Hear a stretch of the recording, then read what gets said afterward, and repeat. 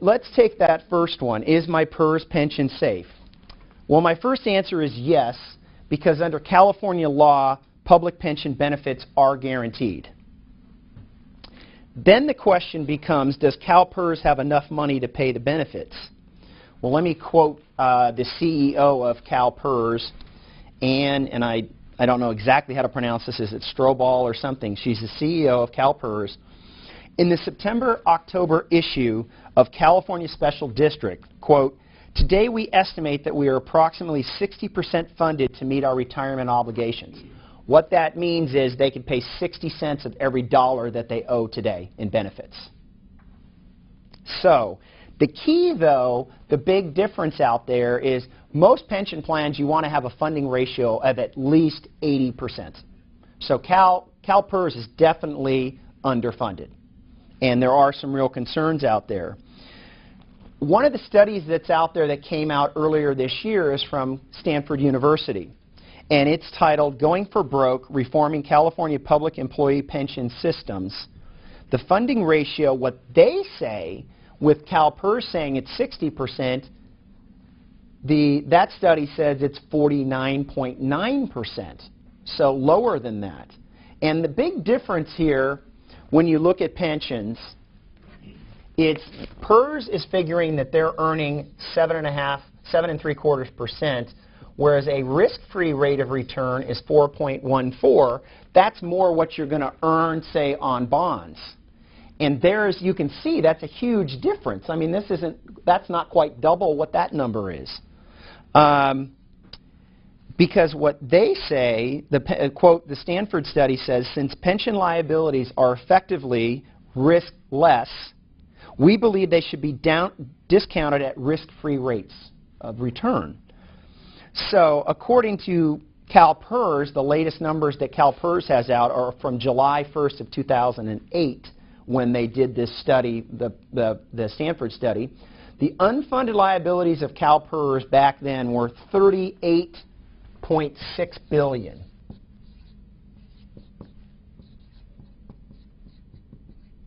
Now, the Stanford study said that that was $239.7 billion. Again, you can see a substantial difference between those two numbers.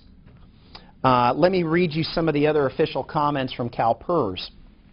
According to Alan Milligan, the Deputy Chief Actuary of CalPERS, speaking on the webcast titled Impact of the Economic Downturn on Employer Contributions and Changes to CalPERS Smoothing Methods. That's a mouthful.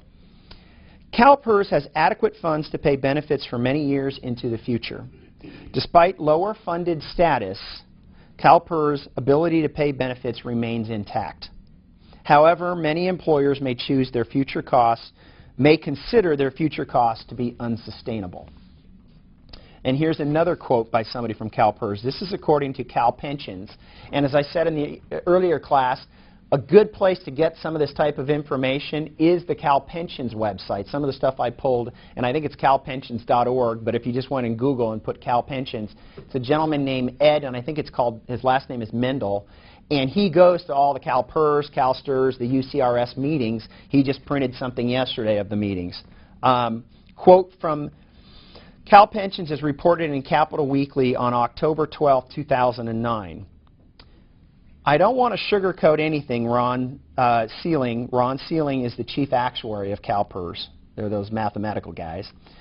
Said as he neared the end of his comments, we are facing decades without significant turnaround in assets. Decades of what my personal words, nobody else's, unsustainable pension costs of between 25% of pay for a miscellaneous plan and 40 to 50% of pay for safety plan for police and firefighters. Those are unsustainable pension costs. We've got to find some other solutions. And just so you guys know, some of the stuff I'm going to be quoting from CalPERS is for state employees, because you are a school employee and you're under CalPERS, but a lot of times when you read stuff on CalPERS, you're going to find more on state workers because they make up the biggest portion of people that are in CalPERS. But generally, when you read something for CalPERS for the state, you can probably take that same information and use it for school employees. I could not find in my own information when CalPERS themselves said they'd be out of money. Now, CalSTRS said they would be out of money in 2045. And another study to quote is, according to an article dated July 8th, 2010 in the calwatchdog.com, that's kind of a more conservative organization that looks at California politics and stuff, Professor Joseph Rawl of Northwestern University, quote, with current pension promises, CalPERS and CalSTRS will run out of money by fiscal 2026-27. And Professor Rawl is the author of The Liabilities and Risks of State-Sponsored Pension Plans. So I'd probably say to you in this room here that increased contributions on your own individual side are on the horizon.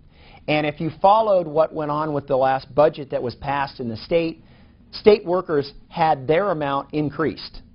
It went from 5% for regular employees and from 6 to 9% for safety employees. So there's definitely stuff out there that's on the horizon. And just yesterday, this is from Cal Pensions. I just pulled this off this morning, and the quote is, CalPERS state rate hike cut by $200 million. What the state was able to do with the current budget, because state employees had to put in that 3% more, the amount the state had to put in for this next year for now state employees, not school employees, was $200 million. So that reduced, that was going to have to be, it's going to be about $3.6 billion is what has to go in this year for state employees. And a big change that's going to be happening is this rate right here, this 7.75%. CalPERS is talking about decreasing that. It's going to be reduced in February or March to 7.5% or 7.25%. And it's, quote, if CalPERS adds a cushion of conservatism used in the past. Well, just so you know, CalSTRS is at 8%. They were going to go to 7.5%. I was actually at the CalSTRS board meeting this month, earlier this month. They went down to 7.75%. CalPERS did. CalSTRS.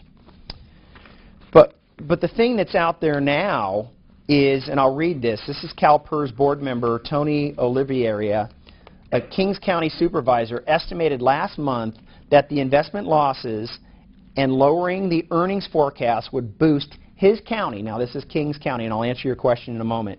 CalPERS rate is going to go up 55%. It would boost his county CalPERS rate 55% over the next 3 years. And let me read a little bit more on here, and then I'll answer your question. Oliviera pointed to federal legislation introduced this month by 3 Republican congressmen requiring state and local governments to report their pension debt to the U.S. Treasury as an earnings forecast based on, as I said earlier, this risk-free rate of return, rather than a stock-based portfolio. So, and what this is see, private corporations right now have to report these pension liabilities. Governments do not. And that's where this big fight is, because you can see by just these numbers here and these numbers here, this is a lot lower than this number. Well, as this number gets lower, that number, as you can see, increases. It's an inverse relationship. Probably what's going to happen, it's called GASB. It's the Governmental Accounting Standards Board. And they've been meeting around the country. CalPERS and CalSTRS spoke back in like September when they had a meeting in San Francisco for opinion. And it's probably going to come somewhere in between these two numbers. That's when, and then if this new legislation gets passed, then governments are going to have to post that information. And let me read one other thing.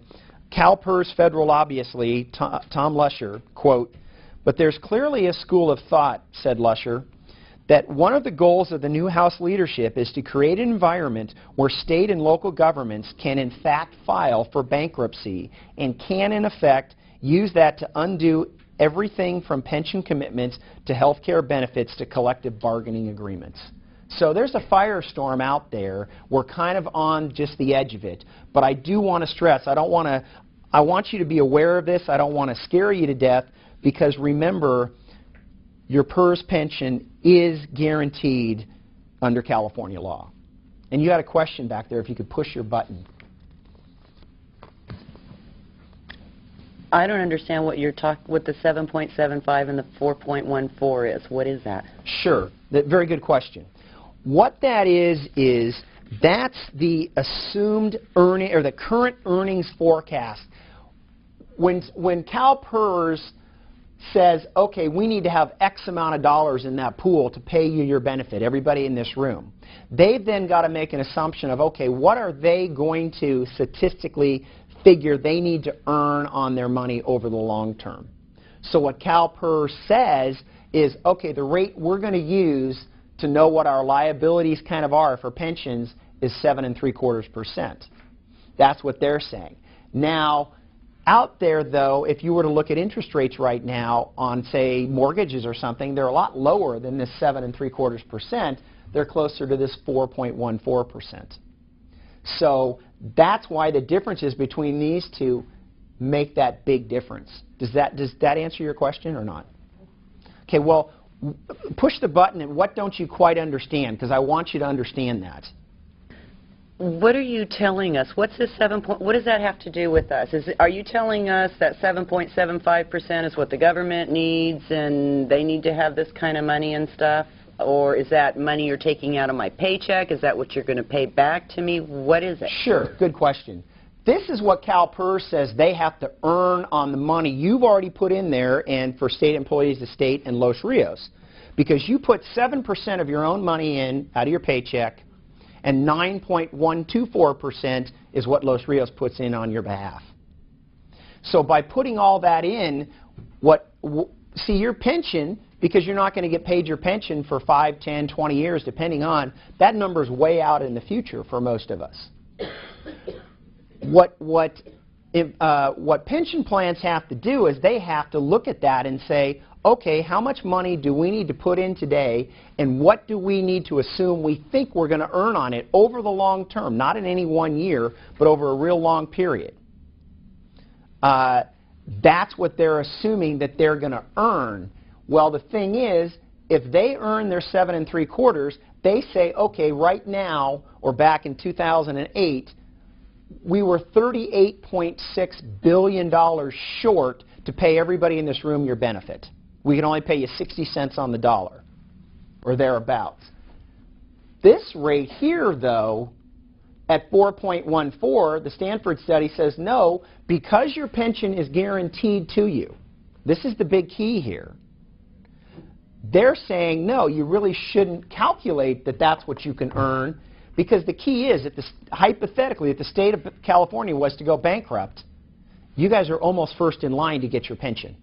And so what the Stanford study and other studies have said is, really, it's a risk-free rate of return, because if we don't earn this 7.75%, really we're closer to this, because if we don't have money, we're going to have to start selling buildings and do a lot of other things in the state of California to pay your pension.